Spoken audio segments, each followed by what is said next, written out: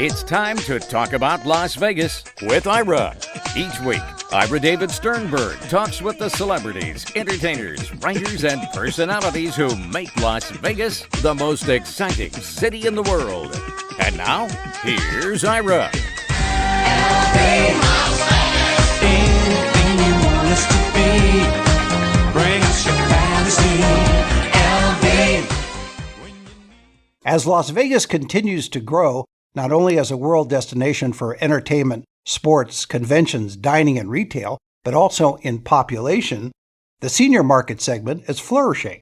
According to usafacts.org, the population of Clark County, Nevada, home to Las Vegas, was 2.3 million in 2021. And according to worldpopulationreview.com, there are 653,533 seniors living in Las Vegas in 2022.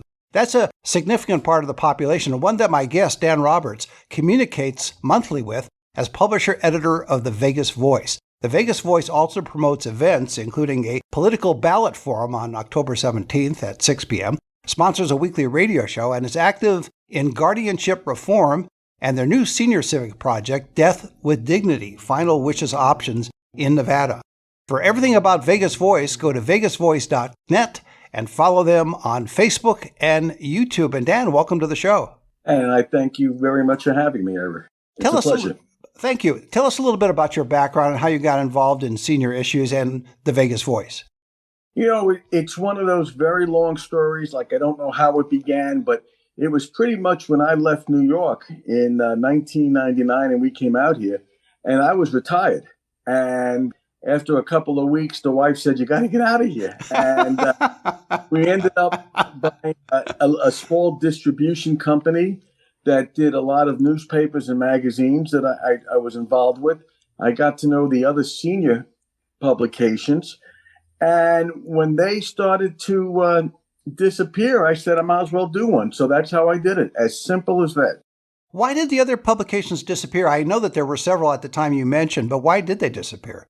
I really think it was poor management, to be honest with you. There was always a market for seniors, and it's just a question of finding, well, what senior market are you looking for? A lot of it was really geared for people who were, I think, 80 and above, talking all about medical and health and, hey, you're going to die real soon, without realizing that seniors have a lot to give. And just because you're so-called senior doesn't mean that you're old and you can't do anything. I think that was an epiphany for AARP as well, because there's a wide definition of senior, and they had to realize that, especially the baby boomers, were of a mentality that were not the same as those who were much older at the time. That's correct. The funny thing, Ira, is that when I started the newspaper, it was originally called Senior Life. And I did an interview with the then mayor of Las Vegas, Oscar Goodman, and he was there with the actor, singer Bobby Darin. And while I was doing it, he made it very clear to me that he would never, ever read my publication. And I died. I was so embarrassed. And I said, why? And he said, I'm not a senior. I said, you're 68 years old. He said, no, senior is a state of mind. It's not an age. And I want you to know that because of that meeting, I went home, and that next day we changed the name of the publication from Senior Life to the Vegas Voice, and it's been successful ever since. Have you checked with Oscar to see if he's been reading it since? Well, he still does, and his wife is now mayor, and not only is she still reading it, my Ronna Goodman and I would just happen in July to be called Las Vegas Citizens of the Month, what we did for all the so-called senior issues. So, yeah, we know they read it. What surprised you most once you got into that world? What surprised you most about seniors and their interests? The fact is that they have various interests. And the idea of saying, well, you're just a senior, and to lump them into a category, it doesn't go. I mean, our readers are 50 and over, and they are actively engaged, and they're the only ones with money left, Ira. And to tell you the truth, we have 2 vacation clubs, and they have gone all over the world, and they're not old people. And I think that's a very big difference that people should understand. Yeah, they're active. And not only are they active in the sense of taking trips and being involved in that sense, but also in the political world as well. They are extremely active, and they are the highest category of people who vote. So any politician who wants to be elected, they're the first ones to come running to us and to get our support. And what can we do to make contact with these individuals? I find that you expanded beyond the typical commercial side of things. What I mean by that is you looked around and all these other senior publications were there and then they folded and you got into it. But you're actively involved in certain issues that are far apart from what the typical commercial side of marketing is. So that would be guardianship reform and a new project you have. So first, tell us about the guardianship reform. It was one of those things that we fell into, and we fell into it by accident. And that was with my Rhonda Goodman, who heard about guardianship, and she asked to write about it. And she wrote an article about it and didn't take wasn't much of a reaction. And then she told me that she wanted to write about it again. And I said, no, that was something that the Vegas Voice never did. We didn't do continuous articles. It was one and done. Anyway, so help me. She stood in front of the TV set during the opening kickoff of the football season. And she wasn't going to leave until I agreed to let her write a second one. Wait a minute, wait. That tells me she has a lot of influence with you. Oh, yeah, very much so. Very much so. And it ended up that I said, look, you can write whatever you want. Just get out of the way. And the thing is that, again, after my wife died 11 years ago, I met her through a columnist, and she's become my partner now in everything. And the funny thing is that she wanted to write about guardianship and the perils and the scandal. And I did not want her to write about it. It wasn't what the Vegas Voice did. And what I ended up doing is that we had already planned a trip to go to Europe. And it was my goal that while we were in Europe, she would forget about it. I would talk her out of it. The interesting thing is that while we just got on the ship, we were on maybe 10 minutes, and she was walking to get something to eat. Some guy had his foot out in the aisle. She fell. She broke her shoulder in 2 places, and we had to cancel that trip. And it was a nightmare. And yet, as we were flying home and she was in terrible pain and she needed a caregiver, which became me, I said, what do you want to do? And she said, I want to write about this guardianship scandal. And because of that person, whoever that guy was who left his leg out, he was the one that really started the reform effort in Nevada over guardianship. Well, let's talk, before you get down that road a little bit, tell us what guardianship is, and then we can talk about why that project started with the paper. Guardianship is a fantastic theory. It is if somebody becomes incapacitated, dementia, Alzheimer's, something where they can't take care of themselves, and they don't have somebody to do so, the court will appoint a guardian, in effect, to take over this person's life and help them out. That was the theory. And the theory is great, except it got corrupted by a so-called private guardianship industry, which nobody ever heard of. And it was that industry that was just ripping off people left and right. So your magazine, and I said earlier newspaper, I meant magazine. Your magazine took the reins of that campaign and started, as you said, writing about it initially. Does this mean you're never going to go on a cruise ship again? You know what? We were very careful. We went on another cruise ship, but I want you to understand, we're holding hands like we're honeymooners, when I don't take any more chances. But we've been able to go back. But it was really that cruise and the fact that she broke her shoulder that caused the entire change in the guardianship system in Nevada. Amazing. Why was it important to her particularly? And I understand your position. You had done the article, one and done, and you go on to other things, but it stuck with her. Was there a personal issue there, or was it just that she saw a need to reform? She's the type of person that would try and save every puppy in the pound and every cat. And if there was a civic cause, a social cause, that was her. That was one of the reasons why I fell in love with her. She cares about people. And the interesting thing about it is that when she would tell me these horror stories, and I did not believe her. And I did not believe what the law said at that time. I made it very clear to her, you have to show me exactly what you're saying. I'm not going to take your word for it. And well, that's the beginning of a very trusted relationship. Thankfully it has been. But every time she mentioned something, it opened up a new Pandora's box. And we were so surprised how blatant it was, and nobody knew about it. How was the reaction of your readership? Once we did our first special on it, it exploded. It was far beyond anything that the Vegas Voice ever had. And I was surprised by how much it exploded. And it exploded in certain ways in which the readers were very concerned, and they should be.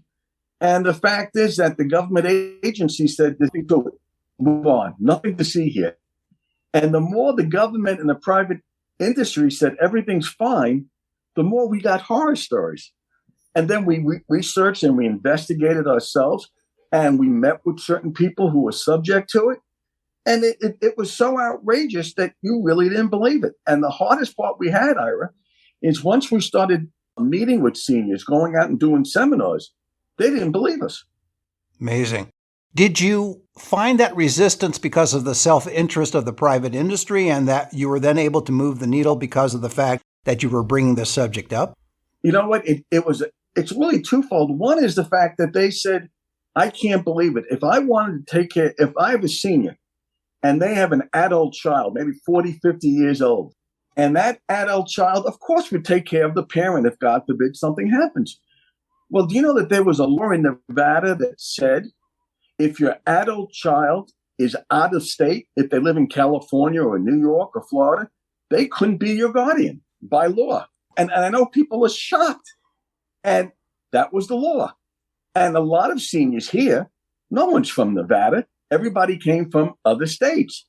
So when they said, well, no, I have an adult child, again, 50, 60 years old is the adult, let's say, and they couldn't be the guardian.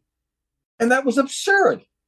And the other thing, and that was by state law. And the other thing, which nobody knew, and we're still having resistance to it, is that they say, no, it can't happen to me. You know why? Because I went to an attorney and I have a power of attorney. And it's valid, it's signed, notarized, the whole bit. But if anything happens to me, my adult son, as an example, has the power of attorney. But what they don't know, and they didn't know, is that if someone like a private guardian takes you into court, the power of attorney is automatically revoked by court order. I don't care how good your power of attorney is. So that was another reason why the resistance that we had. Where are we now with that? Then I want to talk to you about your new project, but where are we now with guardianship reform? Very short story after 6 years is that we had the laws changed. So you can be a out-of-state guardian. The so-called bad actors, the private guardian industry, they got sent to jail. And there is now a certain form in Nevada called a guardianship nomination form, which if you fill it out and you file it with the Secretary of State of Nevada, you're not going to be taken. And we've had over 8,000 people file those petitions. That's impressive. And that's an amazing project for you to take on, even though it had to do originally with the cruise tripping over the guy's leg. But still, the consequences of that are positive and far-reaching. It was something that, again, it was just Ronner and myself in a little 2-bit senior magazine that it just shows you when you work hard and you really do research and investigate it, you still can get things done. Oh, absolutely. And it's not a 2-bit magazine because it's free. So it doesn't cost a quarter. Priceless. Yeah. Now you have a new project. It's called Death with Dignity, Final Wishes Options in Nevada. Tell us about that. You know, what we have been finding out is that a lot of the seniors, the older people, when they start realizing that it's the end of life options, who decides what happens?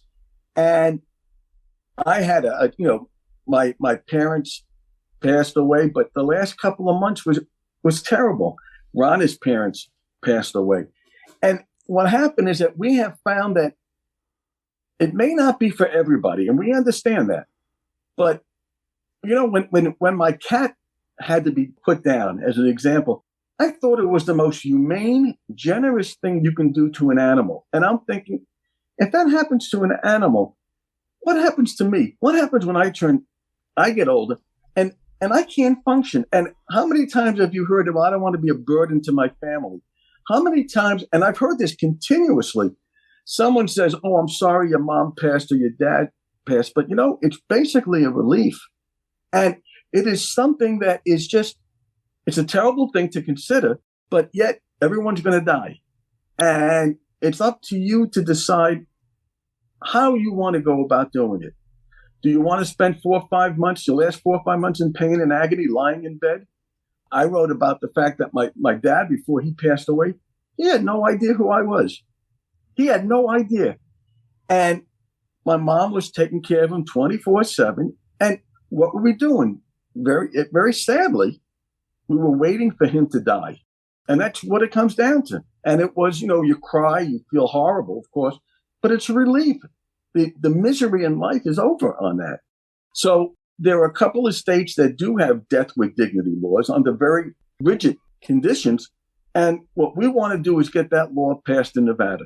And what we have found in a very preliminary poll, it's overwhelming by seniors. They want that decision. Well, I think also for people who want more information, they can go to vegasvoice.net and see all the projects there, as well as I mentioned in the opening, you've got blogs, you've got a weekly radio show, you've got the monthly publication. So you're pretty active for a guy that supposedly retired and then got kicked out of the house and said, hey, you got to do something here. You know what? You turn around one day and say, how did it happen? It's never been busier. But you know what? It's not work if you enjoy it. Right. And I agree with you on that. That I agree. We absolutely enjoy it. I want to quote from healthysouthernnevada.org and explain about the senior population and why it's important. And I'm going to quote, the age structure of a population is important in planning for the future of a community, particularly for schools, community centers, healthcare, and childcare. A population with more youth will have greater education and childcare needs, while an older population may have greater healthcare needs. Older people are also far more likely to vote, making them an important political force, unquote, which we talked about earlier a little bit. So older people are not only, by your own testimony, active, they're active voters. They're active in the political world. They may not be working full-time or even part-time, but many of them are going to take classes. They will be traveling. They will be doing all kinds of stuff, even volunteering for political campaigns. Do you see the perception of seniors, which sounds like the first question I should have asked you, but I think it's a good time now. Do you see the perception of seniors evolving so that as the baby boomers age further and seniors become younger and younger, that there's almost a subset of seniors that do certain things and another subset of seniors at a different age do other things? The answer is yes, but it's like everything else. You can't categorize seniors as one group. Agreed. There are some that are very active, and there are some that sadly are old. I mean, that's really what it comes down to. And it's really a question of how do you want to spend your so-called golden years? You want to be active? You can be active. Okay, maybe you can't run a marathon in 2 hours or 3 hours, but you know what? You can walk over 3 days if you want. And you can do this and you can do that. And there's really no limit what you can do. And one of the things that we've been knocking down is like the so-called Generation X telling you, no, Grandpa, you can't do this anymore. Yeah, it is amazing that the perception from a younger generation is different than the actual person living that life at that age. And it's true. And yet in this generation, especially with COVID, how many young adults had to move back in with their parents because of the situation? And that caused enormous type of, not difficulties, but different way of looking at things. You mentioned earlier about the financial resources of seniors because they have money. Or not, again, we're generalizing here. We're always generalizing whenever we talk about any population and any segment of a population and any senior segment of a population. So in general terms, they have more wealth than a younger generation would because they've worked their whole lives and they've invested their whole lives. And you mentioned earlier that the kids moving, well, kids or adult kids moving back in with their parents because of the challenges of not just COVID, but the economy itself. So do you see a reshaping of opinion of quote unquote seniors based on the last 2 or 3 years of COVID and inflation and the economy in general? Not as much as I thought, although I have to be honest with you, especially with COVID, there are more precautions being taken. They're not quick to jump on a cruise ship. They're not quick to go to our entertainment shows. I mean, that shutdown really affected everything. And you can see slowly but surely they're making sure that everything is good. And they're starting to slowly come back out of their homes. Do you think part of that is just wisdom? If you know that there's something that's contagious and you know that your immune system may not be top notch, you want to be cautious in your approach to socializing. You may do it in smaller groups and then eventually go to a larger event where there's thousands of people. You know what? I would say yes. And I think it's like when you're 18 and 20 years old, you can't get hurt. You're invincible. I mean, you know that. With age comes wisdom saying, wait a minute, maybe I just shouldn't do that right now. One of those type of things. And I think that comes with wisdom as you mature, as you get older. It's the old thing of wearing sensible shoes. They may not be stylish, but it'll keep you from falling. Absolutely. I think that really does it all. Yeah. It does. How do you see, now I'm going to be more specific. We talked about seniors in general, but you have a unique experience because you're dealing with seniors that are in Las Vegas and people who are listening to us, not only in Las Vegas, but around the world.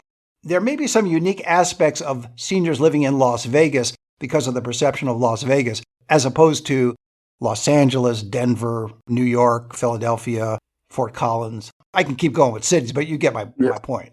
Yeah. You know, one of the things, it's funny, when I moved here in 99 and I spoke to people, I'm moving to Las Vegas. And they said, "Oh, really? What casino are you staying Yeah, at?" exactly. But it's a vibrant senior communities in Las Vegas. And it's not Las Vegas, the Strip. It is like a Phoenix. It's warm weather, and that's comfortable. And it's still small enough that you still know who your neighbors if you want to. Yeah, that's the thing. A lot of people don't. Yeah, a lot of people don't want to know their neighbors for whatever reason. But that is true also. But you know what? Again, nobody here lives in Las Vegas. You know, that's from Las Vegas. So it's a question of, oh, I'm from New York, I'm from Chicago, and they don't know anybody, and they just came here to retire. It is cheaper in New York, Chicago, safer than the big cities, and there are certain Sun City communities that are geared for age-qualified people. And, you know, it's not a bad life. I want to correct you on one thing because there are a lot of, and my wife would be on me if I didn't correct you, there are a lot of seniors, not her, but there are a lot of seniors who are born and raised here. So there is a decent amount. It's not a typical amount that would be in perhaps a regular type of city, but in Las Vegas, there is a substantial group born and raised here. You know, and there are. I mean, there really are. And my Rana was here since she was 12, you know, one of those type of things. But I can't tell you how many times I'll walk into a room and they recognize the New York accent and they say, "Well, what part of New York are you from?" And, you know, it's just a nice way to meet people. And, you know, as you get older, it gets hard to make friends, so to speak, because you get locked into what you've been doing all your life. One thing that you never did do is lose your accent since you've been here. Funny, I tell people they have the accent. I don't. I think you might have cut off, but what part of New York are you from? Yeah. It's just that, again, I'm from the Bronx originally. And my executive director, the guy who's with me all the time, Bill Caserta, he's a year older than me. And what we found out is he only lived about 2-3 miles from where we both grew up in the Bronx. Small world. A small world. Yeah. And a lot of people are from the Bronx, a lot of people from Brooklyn. Again, same thing with Chicago. You ask a couple of questions and you'll get there. And a lot of those people have clubs in Las Vegas as well, people that are from New York or Chicago, etc. And that makes a lot of sense. So before I let you go, tell us what your future plans are for the Vegas Voice in terms of either new projects or new platforms or any expansion in your mind. Thank you. I mean, we've been doing the magazine and we love doing that. But we started doing YouTube videos. And it's pretty much taking the magazine, putting it to video. And we've been doing a whole bunch of stuff with that. And I have to tell you, Ira, we have no idea what we're doing. But nobody has more fun. Nobody has more fun than we do. We're about to go into podcasting like yourself, and it's a learning lesson. And I'm sure, Ira, there's work, there's research that you do when you put your podcast together. But I bet you enjoy the hell out of it, just as much as I'm sure we do with our videos. And we have a ball with it. Yeah, absolutely. It's work, but it's fun work. Yeah, agreed. Yeah, and what better way to spend your time than doing something that you enjoy doing? And also, I think that if you can get your subscribers and your readers into the world of podcasting and listening to podcasting, and maybe even doing their own podcast, but at least listening to your podcast, then that's a step forward as well. Because I think that a lot of people, regardless of age, are always a little afraid or hesitant to embrace new technology. But once you get the basics down and you master the basics, not all the complex aspects of it, but once you master the basics and you realize you can do it, there's no better feeling. I agree completely. You know, the funny thing is that when I started in the magazine in like 2003, the idea of getting emails, it really wasn't that prevalent. And I mean, we received phone calls from readers. And faxes. And faxes, right. And now everything is via email. Everything is, instead of a conference, maybe you do a Zoom. And it just shows you how the world has changed since we've grown up. It has. And that's a great way to leave it. My guest has been Dan Roberts, publisher, editor of the Vegas Voice. The monthly publication also promotes events, including a political ballot forum on October 17th at 6 p.m., sponsors a weekly radio show, and is active in guardianship reform and their new senior civic project, Death with Dignity, Final Wishes Options in Nevada. For everything about the Vegas Voice, go to vegasvoice.net and follow them on Facebook and YouTube. And Dan, thanks for being on the show. I thank you for having us. I mean, for me, I really enjoyed it. Again, this is the first time I've done something like this. It's pretty good. I'm glad we started it for you. That's great. There you go. Thanks again, and see you next time. You've been listening to Talk About Las Vegas with Ira. Each week, Ira David Sternberg talks with the celebrities, entertainers, writers, and personalities who make Las Vegas the most exciting city in the world. Anything you want us to be.